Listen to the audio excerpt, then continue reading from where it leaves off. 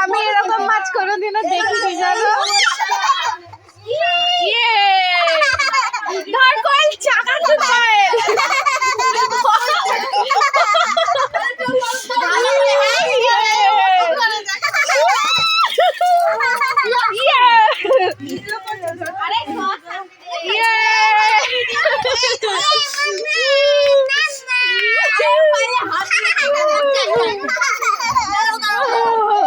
এই যে অডিয়েন্স